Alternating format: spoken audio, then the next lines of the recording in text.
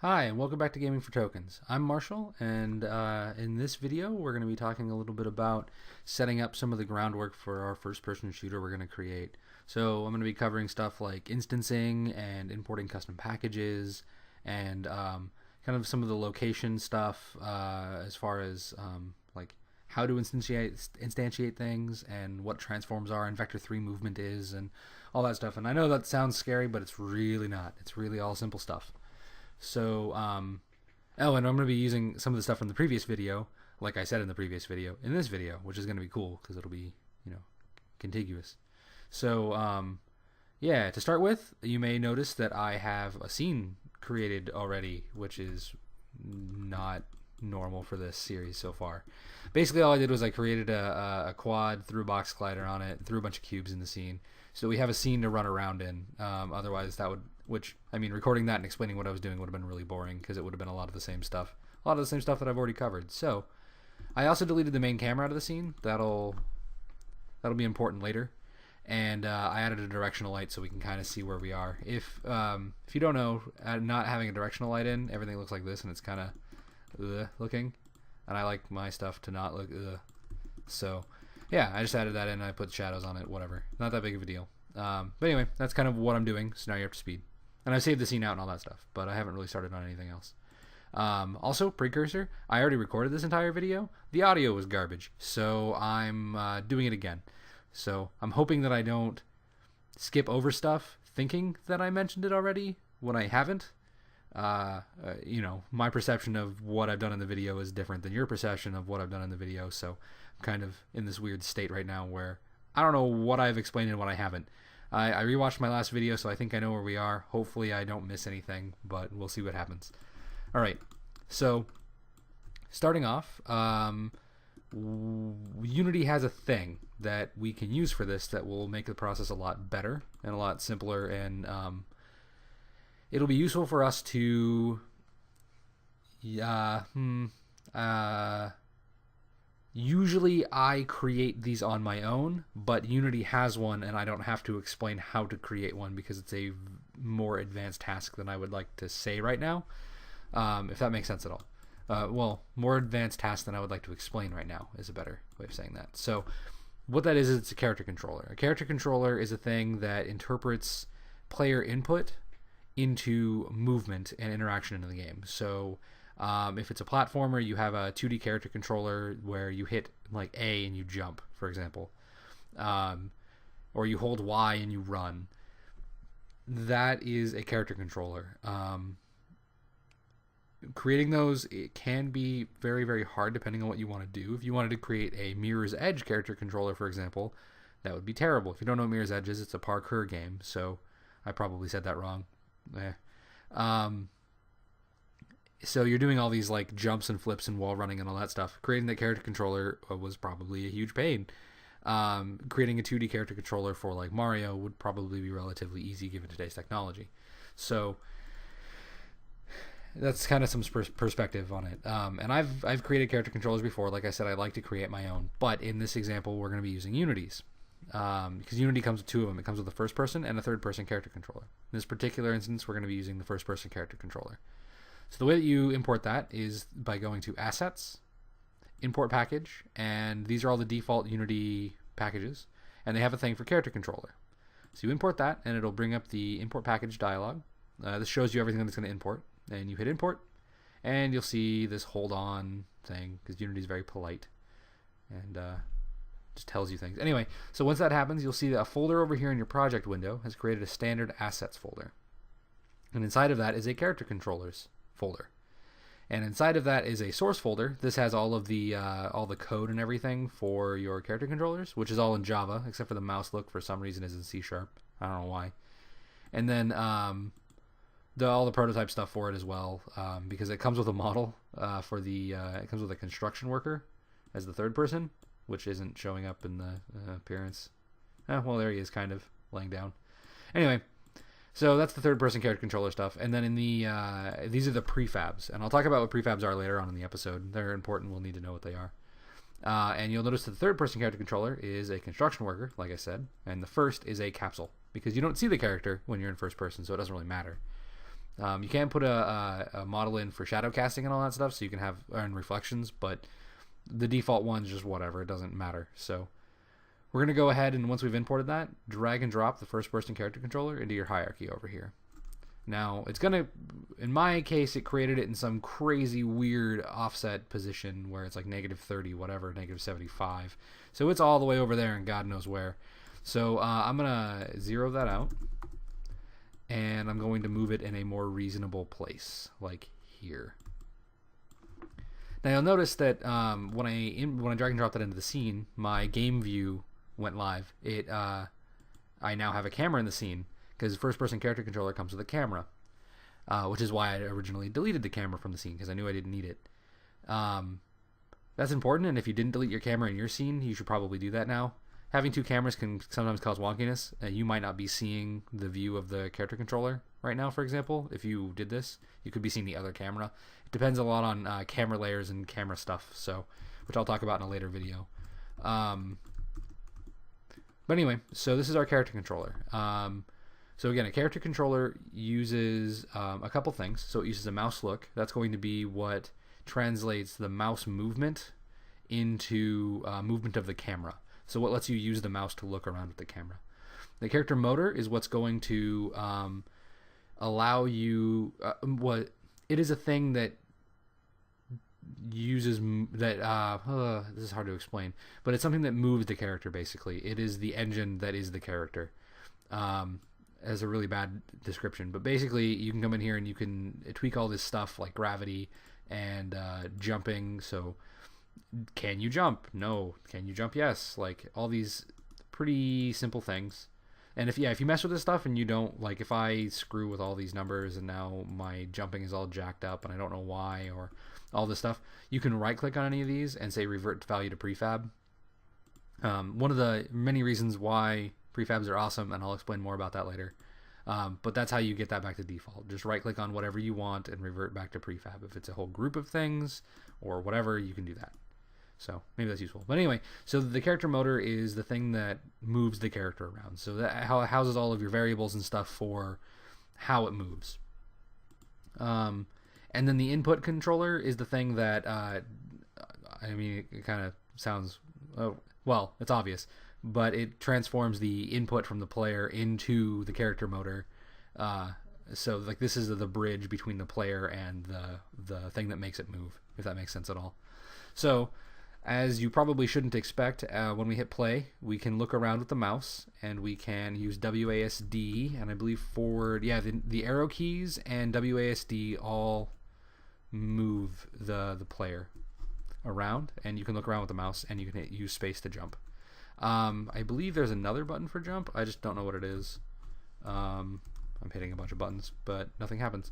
So I don't know. You'll also notice that there are certain things you can't step up and certain things you can step up. So there's a step height, and that's actually one of the things in the character motor, I believe.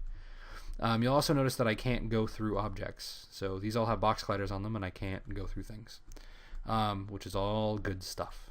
And this is all default. You just watched me import it, so I didn't tweak anything. And yeah, so that's the character controller that we'll be using for this video. Now, the second thing we're going to want to do, because this has to be a shooter, we have to make a shooter. So we have to do stuff that shoots. So what we're going to do to start that off with is we're going to create a new game object. That new game object, again, the hotkey for that, by the way, you click over here in your hierarchy and you hit Control-Shift-N, and that'll create new game objects. So we have a new game object, which is nothing but a transform, and I think I mentioned what a transform is, but it's more important in this video for reasons you'll see later. But a transform is basically just position, rotation, and scale information, and it comes with a bunch of stuff you can do to it in script, but all that's behind the scenes stuff. So that's all a game object. That's all a new game object is. It is a thing that has a transform, and a game object is obviously important. You guys have kind of seen that before. And we're going to name this something. We're going to name it bullet. So with our bullet object, we also need to create a corresponding script. We're going to name that bullet because we're original here. And when we open that up in mono develop, we're going to see an empty script, but I will show you a couple things, and I'm going to talk about vector 3 movement over time and all sorts of stuff. I might have other scripts open from other projects that I've been working on. Nope. Okay, cool. So, I know I've kind of mentioned what a vector 3 is. Public vector 3. And we're going to call this, in particular, speed, and we're going to call it vector3.forward. So, a vector 3 is a XYZ value. So it's XYZ, right? Or, well, if this is XYZ. Wow, that auto-completed a bunch of stuff.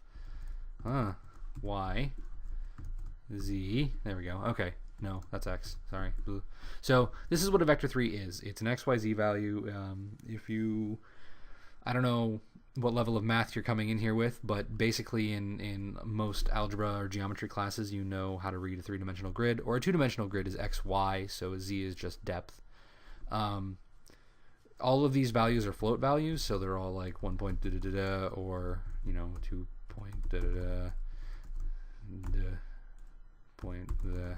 So like this is what a vector 3 can look like. And I mean, if you're assigning a new vector 3, you want to put the F's. You gotta make sure to put those F's. Now vector 3.forward, because vector 3 has a bunch of defaults. So if you do dot, there's forward, there's right, I believe there's left, up, down. So these are all default values. I'm going to be using forward because there's also vector 3.back as well, but forward. And what vector 3.forward is it literally equals 0, 0, 1. So that means that forward is forward on the X, and back would be -1 here because it's back on the X. It's behind us. So it's from a first-person perspective. Forward is on the Z if we're aligned to the grid. Up is going to be obviously 0, 1, 0, and then -1 if that makes sense. So down and up, and then left, right are going to be modifications of the X. Right, I believe, is 1, and then left is -1. Let me double check that before I... it looks like, yeah, right is... So the arrow is always pointing the positive value, right? So right is 1, and left would be -1. So, yeah. That's what a vector 3 is. And there is an interesting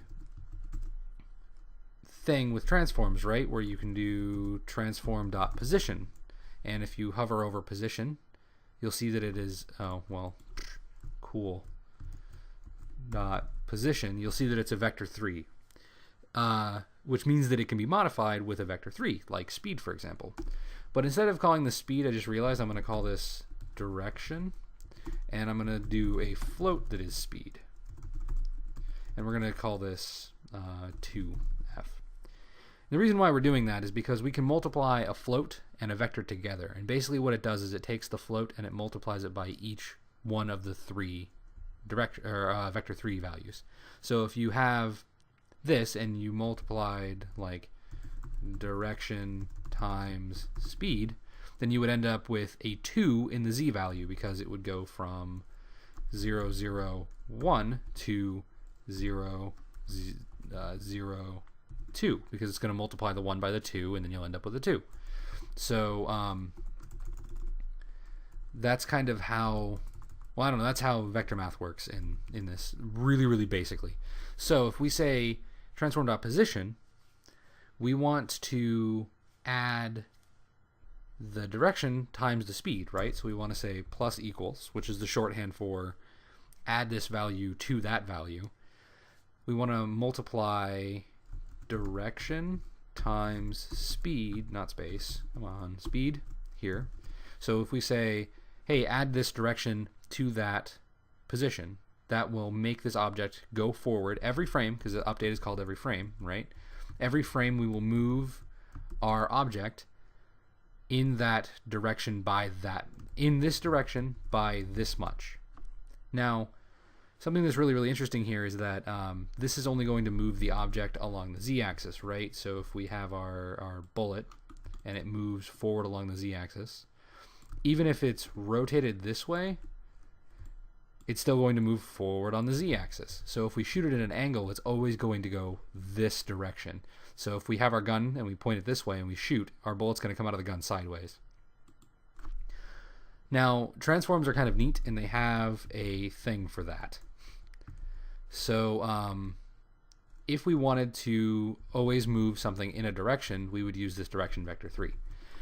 But instead of using this direction vector 3, what we're going to use instead is transform.forward. So vector3.forward is going to be 0, 0, 1. Transform.forward is going to be a direction value that is the forward vector of the object. So whatever, so for example here, if I have the object rotated, that is going to be the vector3.forward axis we're going to get. And it's going to be a magnitude vector, which, well, I think that's what it's called, a magnitude vector. Anyway, basically it's going to be a vector that is going to be 1 or less in all values. So that usually dictates that it's a direction, not a actual positional value. I don't know. It's kind of a weird delineation between the two, but because there really isn't a delineation between the two, you can use one as the other. But the point is, it's going to return the actual forward vector of the object, which is good. That means that this object is going to move forward by that speed, not in that direction by that speed, if that makes sense at all, because the direction that we're choosing is the forward vector of the object. Okay, so hopefully that makes some sort of sense. Now we're also going to do something else interesting here. We're going to multiply this by time.delta time. Time.delta time, I may have talked about it in a previous, I know I talked about it in a previous video. It's the change in time between this frame and the last. So if we decide to do some crazy like Max Payne slow-mo stuff, then we can just change the time vector, and then it will change the rate in which our bullets move forward, if that makes sense at all. So without including this, that wouldn't happen. Our bullets would always move forward regardless of how fast the time is going, because our frame, we don't change the amount of frames we're rendering by time. We change the amount of time between our frames with time.time or time.delta time. It's kind of weird, but yeah, you get the idea. I hope. Time.delta time, and this will make our bullet move forward, which I'm going to get rid of start there because we don't need it right now. So if I take and I put that script on our bullet object, like so, and I am going to decrease the speed to something like reasonable so we can see it move so it doesn't just disappear, and then we hit play, we will see this object starts to go forward by a value of 0.25 units per second, if that makes sense at all. That's kind of what time.delta time does. So every 1 second it moves forward a quarter of a unit. Now if we increase that back to its default value of 2, it'll move at 4 times that speed, which means it's going to just kind of, not bullet speed necessarily, but it's moving at least. So for our bullet, we're probably going to want this somewhere around 10, I would say. And that's going to look like this. Now, that makes sense because what we're going to be creating isn't necessarily a bullet. It's going to be more of like a plasma laser thing, just so it's easy to see. But maybe we can do 15. We'll do 15. Yeah, that looks about right. So that's our bullet prefab. Now the next thing we're going to want to do with this is we're going to want to do our fancy raycast thing, right? So to do that, from the last video is what I'm talking about. So we're going to need a vector 3 that's going to be private. So we're going to do last position, and it's going to equal vector3.0, not scale 0. And we are going to want start now, finally, so we're going to do void start. And we're going to say last position equals transform dot position, because and I'll talk more about instancing in a second, but once the bullet comes into being, once it is a thing, the start function is going to happen. And actually we can go ahead and do awake, which I think I talked about in a previous video. Awake just fires before start does, just so we know that this is going to be a thing before anything. Otherwise it's vector 3.0, and it's going to check to see for the raycast physics detection. It's going to check between it and the world origin, which isn't okay. That's not what we want. So we got to change that. And then after we modify the position, what we're going to want to do is we're going to say, we can do that actually before, can't we? we can say last pose equals transform.position.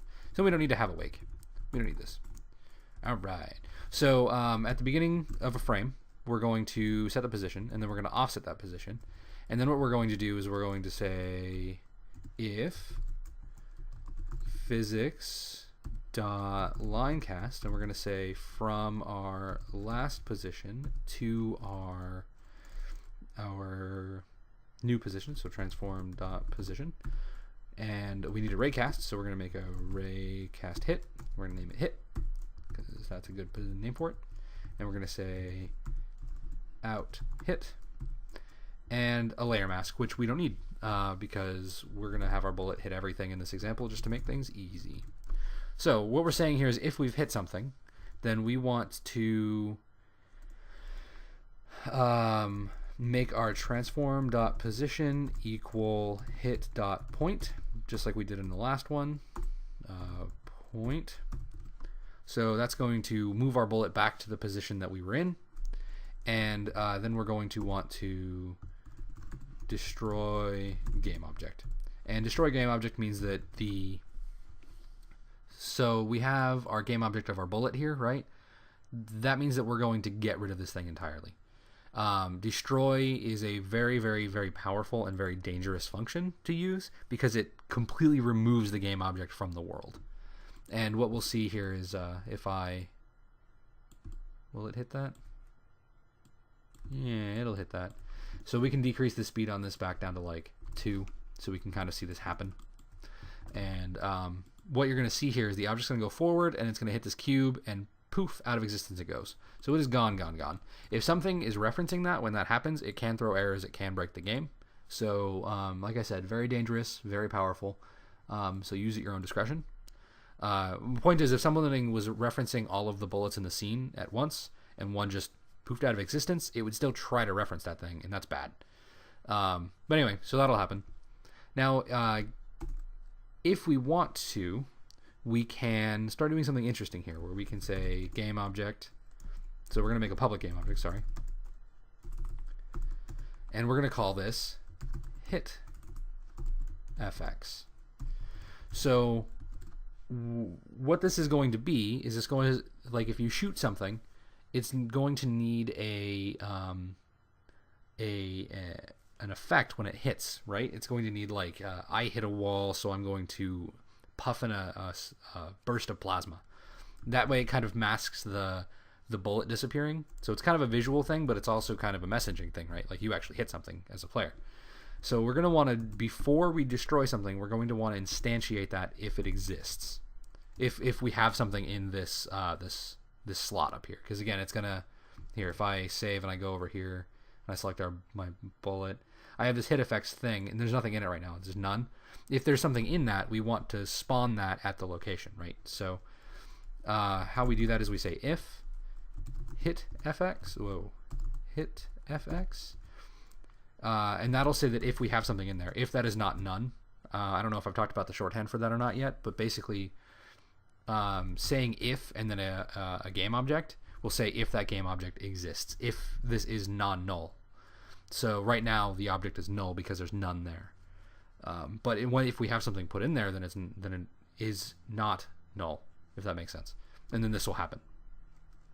And I know I haven't talked about this yet, but then we're going to want to run instantiate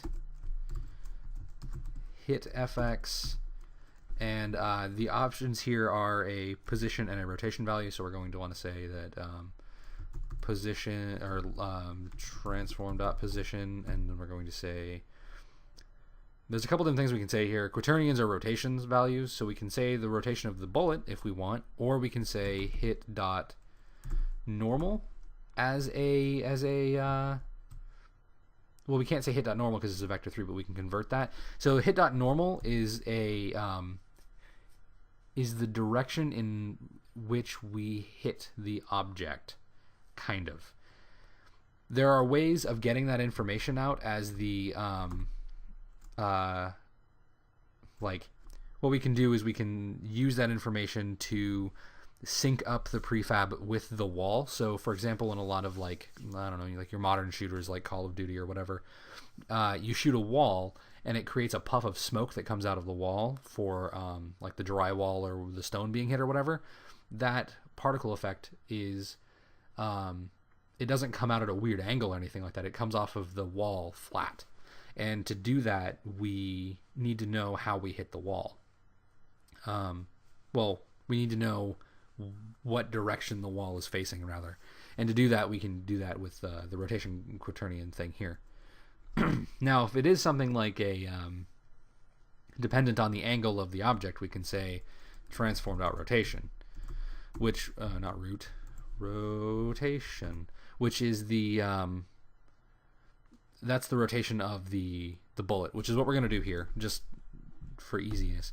So whatever the rotation of this projectile is, the bullet, is what the instantiated object will use.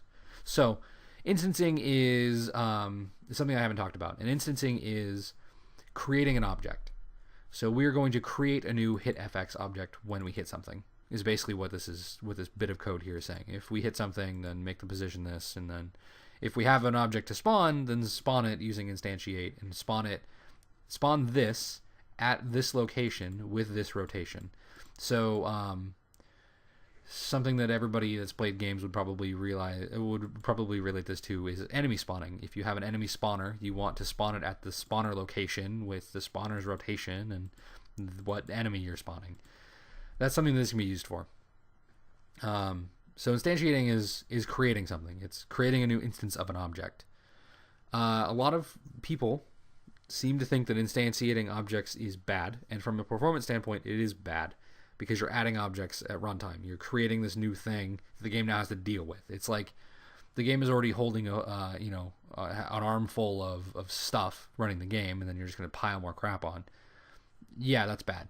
But at the same time, it also really depends on the objects you're spawning. It doesn't... Instantiating itself isn't bad. It is essentially, if you created 5,000 objects, if you instantiated 5,000 objects all at once, the game would chug for a second. It would lag.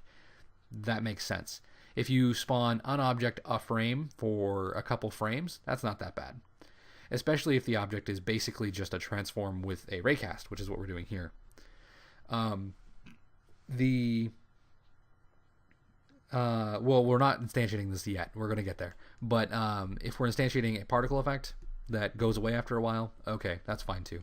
And also, destroying objects seems to be a topic of performance, I've noticed, because removing objects also chugs. It's not as bad as instantiating things, but it can, if you destroy a bunch of objects, and the game has to deal with you taking a bunch of stuff away from it. And, there's obviously the scripting ramifications and stuff like that for referencing objects that aren't there, but whatever. Anyway, just know that instantiating objects is sometimes really bad for the game. In this particular instance, it's not going to be that bad. We can get away with it. And destroying objects is similar. You don't want to destroy everything in a level, for example. That would be really bad to do. You also don't want to instantiate everything in a level, because that would also be bad to do, depending on the objects. If you're spawning a bunch of empty game objects, that's not that big of a deal. But that's my rant about instantiating. It's not as bad as people make it out to be, but it is still not great. So anyway, what this is going to do is it's going to... I closed that. I didn't want to close that, but that's okay. So we're going to create a new thing. We're going to create a particle effect. Now, I know I haven't talked about particle effects, so I'm just going to, really quickly, I'm going to make something that I think would be decent for our hit effect. And so bear with me here, and I might jump cut this. But it should just take me a second. And, well, I have a thing. I have a hit effect. So this is going to be, I'm going to rename this to hit FX. And basically what I've done is I've just created a particle effect that does this. So it's just like a little burst of blue. There's a reason why I chose blue. You'll see.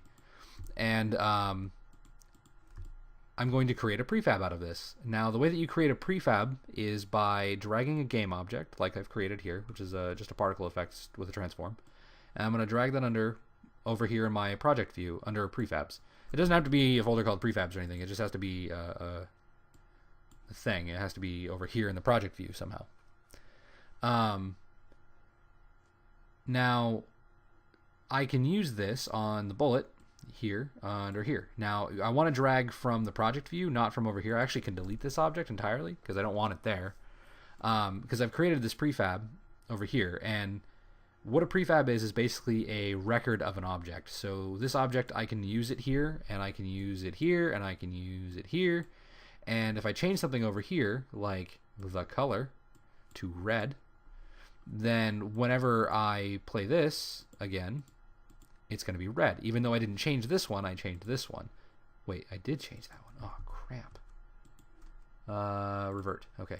So if I change this one over here, all three of those will be red. That's what I was getting at. So now all three of these particle effects are red. I don't want that to be red, though, so I'm going to undo that. I can't undo that, but I know what I did. All right, so... Ooh.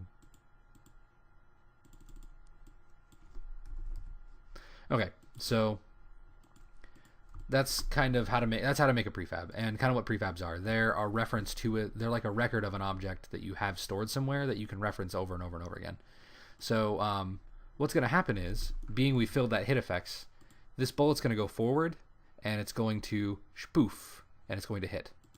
Now, you'll notice that it didn't look right because it hit the thing. And, well, let me select it. Sorry. I'm going to do this, and then I'm going to sploof, and it kind of creates the particle effect inside of the object. That's because our script for the bullet isn't telling it the correct rotation, which is, this is a problem that we're just going to have, I think, for now, but I'm going to try to do something. I'm going to say, and you don't have to do this if you don't want to, but I'm going to say quaternion.euler, and I'm going to say hit.normal. And this is just going to, the quaternion.euler converts a vector 3, which is what hit.normal is, into a rotation. So, like, we would think of a vector 3 rotation as, like, on the 360 view of things. So 360 on the y-axis is the exact same as 0 on the y-axis because it's degrees, and 360 is all the way around. Well, Euler doesn't work with that. It's really, really crazy wonky math that you have to go look up and research on your own time. I don't think I could adequately describe it, but typically speaking, all you need to know is that quaternion.euler converts that vector 3 that we normally think of rotation into a quaternion. It does the math for you, which is fantastic. So I'm going to convert the normal that we hit the object at to a rotation, and hopefully that'll look right now. Wait, I don't know that I saved. I did. Well, it's not working, but whatever. We can get over that. So anyway, that's how you instantiate an object. Point is, it's hitting a thing, it's blowing it up. If I spent a little more time on it, I could probably figure out how to rotate the thing around. But I don't want to do a bunch of stuff and not explain it, and I don't want to explain that right now. So, so what we're going to do is we're then going to create a prefab of our bullet as well. We're going to throw that here. And we're going to get rid of this, because bullets are useless unless you can shoot them, right? Oh, we're going to up the speed back up to, what did I have it at, 15? So bullets are useless unless you can shoot them. So the first thing we need to do is we need to create a gun. And I'm going to go ahead and I'm going to create a cube. And I'm going to remove the box collider from it. And I'm going to tuck that cube under the main camera of the player controller, and I'm going to zero this out. So what that does is, I don't know if you've noticed, I don't know if I mentioned it or not, but the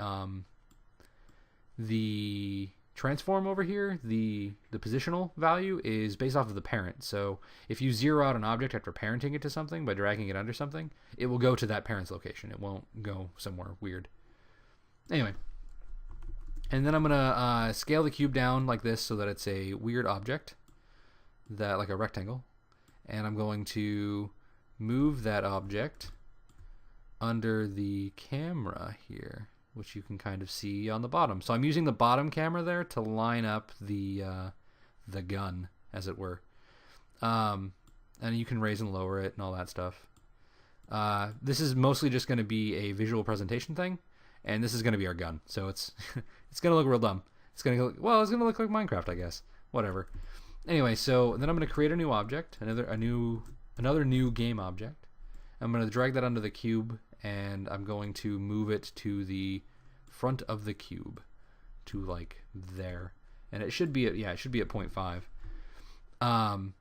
This is going to be our muzzle, and there's a good reason to know about that. So I'm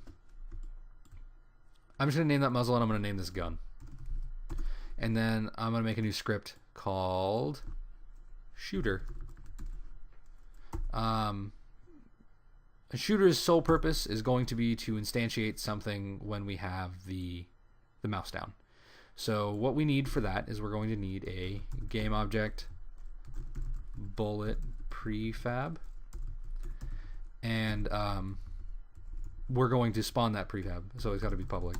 Forgot about that. So we're going to spawn the bullet prefab when we hold the mouse down. And from our input video, we know that we can say if input.get mouse button, because we want to know when it's down, not when we push the button down, but when we are pushing the button down. And we're going to say 0, because again, programming math, button 1 is button 0, so you got to remember that. And if get mouse button 0, then do this thing. And we're also, well, no, I'll save on that. So if that's the case, then we're going to say bullet prefab, or well, then we're going to say instantiate, sorry. Bullet prefab, come on, there we go. Bullet prefab. And where do we spawn it at? Well, we need to do another thing. We need to say public transform muzzle log. So a transform is like a game object, except it's more of a component than a game object. A transform is positional, rotational, and scale value, right? Well, we can drag and drop an object onto a transform field just like we can a game object. So we can define an object to use there, and you'll see what that means. Hang on just a second. Let me finish this line and hook everything up, and I can explain it much better. So we're going to say muzzleloc.position and muzzleloc.rotation. And I'm using loc for location, by the way, so it's muzzle location. And then we need to wrap this whole thing in an if statement, right? Because we don't want to try to spawn something if we can't spawn something, if we don't have anything to spawn. So we're going to say if bullet prefab, instantiate the bullet prefab at our location. And we're also going to say if bullet prefab and muzzle location, because if we try to access muzzle location when there isn't a thing there, it'll freak out. It'll give us errors and say, oh god, there's nothing there. So our shooter script can be drag and dropped onto our gun, and our gun now says, hey cool, I have a bullet prefab and a muzzle location. Muzzle location, bullet prefab. Done. So now if we save and we run this, our gun's going to move with our camera, and if we click, we get a bullet that we can't see. So I'm going to set up a thing really quick to make it so we can see our bullet. And to do that, I'm just going to do rendering, I think it's effects. It's going to be a trail renderer, and the material that it's going to use is the trail material, the dupe. I already made that. It's just a cyan material. And it's going to be a time of 0.125. The start width is going to be 0.125, sure, and then the end width is going to be 0. So trail renderer, you've probably all seen a trail renderer in games, whether you know what it is or not. It's basically just like it's a it renders the trail of a path. So yeah, so now we have a thing, and yeah, like you just noticed there, because we're doing it every frame we have the mouse down, we're creating a bunch of objects, and that's not okay, because now we have a bunch of these things that are just floating in space. And if you look at our scene here, we're painting that particle effect everywhere, and that's terrible for performance. So we need to do a couple things. First thing we need to do is we're going to create another script. We're going to call it auto destruct. And we're going to open that up, and we're going to define a couple things. We're going to say public float. One day I'll remember to put that public in front of these variables. One day. So anyway, public float lifetime is what we're going to call this, and we're going to make it default to 4. And then we're going to say not a public float. We're going to say float. See, I always remember when I don't need it, and I don't remember when I need it. Ugh, it's annoying. So float timer, and this is going to be equal to 0 with the F. I always forget the F too. So We're going to get rid of the start function. We don't need that garbage. And we're going to say update. We're going to say timer plus equals time dot delta time. So we're going to say we're adding the change in time to our timer variable. So our timer variable is tracking the amount of time the object has existed, if that makes sense. And then we're going to say if timer is greater than or equal to lifetime. Oh, well, we don't need that. We can say destroy game object. Alternatively, the secondary way we could do this is destroy actually has two options. It has what object do you want to destroy? Oh, what object do you want to destroy and how long before we do that? So theoretically, what I could have done is just said void awake and said destroy game object lifetime. And then I wouldn't need any of this update function. I could get rid of this update function and the timer and all that jazz.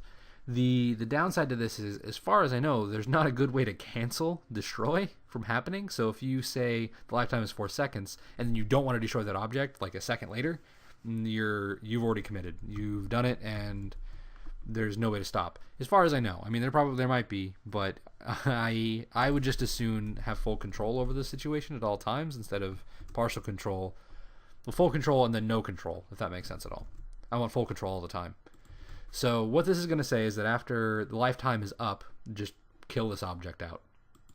And now the reason why I made that a separate script instead of baking it into the bullet, because this is the main problem here, is that the bullet is trailing off into space forever, is that I want it to also be on the hit effects. So I want both of these objects to have the auto destruction. So I put that on the bullet. Now the auto destruction is here. I'm going to move that up so all my scripts are grouped at the top and the trail render is below. Minimize that down. And I'm going to say that the lifetime for the auto destruction is fine. The lifetime for this is going to be different, and it's because of the way that the particle effects work. There's the duration up here, so I can change the way that works. So I can say that the auto destruction on this, which I can move that up as well, move up, and move it up again. Doop-doo. So there we go. So this right here doesn't need to be more than 0.25. So it doesn't need to be alive for more than a quarter of a second. Now, as we do this, you'll start to see that we paint things still, but if we look up in our top view, all those particle effects are actually disappearing from view, which is probably that's probably the best circumstance we could have for that right now. But there's even another thing that we're going to want to do here, because this bullet hose is ridiculous, and we want to change that because we want some variance in our guns, and we want to not be instantiating that many objects all the time. So for both a performance reason and a gameplay reason, we're going to want to put a rate of fire on our shooter. So what we're going to do is we're going to call this a public int ROF, and we're going to start this off by saying it's going to be I like the number 4, so we're going to go with 4. So what this is essentially going to end up being is we're going to fire 4 bullets every second. And to do this, we're going to need a float as a ROF timer, and it's going to start off at 0. And that's going to be something that we're going to do down here.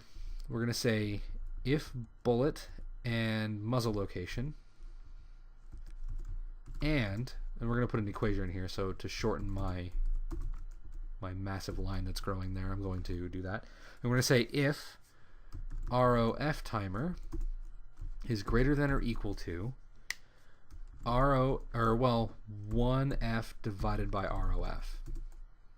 So what this is saying is we have 1 second. We're going to divide that by how many bullets we want to be able to fire that second. So in this case, it's going to be every quarter of a second, because we're dividing that by 4, because that's what our default is up here. So every quarter of a second, we're going to be able to fire a thing. And we're going to actually, also in here, we're going to say ROF timer equals 0. So we reset that timer every time we fire a shot. We're also going to want to say else if input.get mouse button up, ROF timer, no. See, in a lot of games, what you want to do is you want to say that if this, then 0 out that timer. ROF timer equals 0. And the reason why you want to do that is in some games you want to be able to click, click, click, click, click, click, click, and fire that fast. And I did that in a game that I made once. And I mean, it's great. It's a good idea to do, but at the same time, you want to be careful with that because it can be exploitive for the player. The player can just say, oh, well, if I hammer the button, I fire faster, so I'll just do that. But in certain games, it makes a lot of sense to do. But anyway, in this example, we're not going to do that. We're just going to leave it at ROF timer. Fires every time you fire, you gain a thing. So it's a constant rate of fire all the time. And what that's going to do is something very neat. So then when we come in here, we're going to be... Oh, haha, ha. Oops, hang on. 1F divided by 1.0. Oh, sorry, I never added ROF. Okay, so ROF timer plus equals time dot time delta time. I forgot to actually add time to the timer. Okay, so now that that's done, this should actually work. Yeah, so now we're firing one shot every quarter of a second, so it looks really dull and boring. But if we go to our gun and we say, I actually want the RF timer to be 20, we're going to fire 20 shots per second, which is more like our bullet hose that we had. So usually, you know, for balance reasons, you want to go with something in between, like maybe 5 or like 8. Or if you really wanted to, you could actually look up, if you wanted to recreate guns, you could look up the actual rate of fire for that gun and actually do that. That'd be kind of neat. But either way, so that's our first-person shooter, and that is an object firing another object that will destruct and play a little effect when you're done. Not quite sure what the next video is going to be about, but it's going to be about something. That's for sure. Hopefully this was helpful. I mean, instantiating objects is kind of a weird thing to get used to because you're creating things and then destroying things and blah, blah, blah. So it can be kind of a weird thing to wrap your head around, but hopefully that helps. There might be a slight... this is the worst thing to have needing to say. There might be a slight lull in the videos because there has been a lull in the videos. I am going to be moving soon, and once I move, I should be able to create videos all the time. So it'll be probably a weekly thing once I am able to move. But in the process of moving is going to be a pain. But anyway, so with that news, I will probably be done here. I think in the next video I might talk a little bit about cameras or particle effects or something. I don't know. I really want to start talking about the visual stuff. I also shouldn't be saying what I want to talk about in the next video because it's pigeonholing me. But anyway, hopefully that was helpful, and have fun with the first-person shooter stuff. Bye-bye.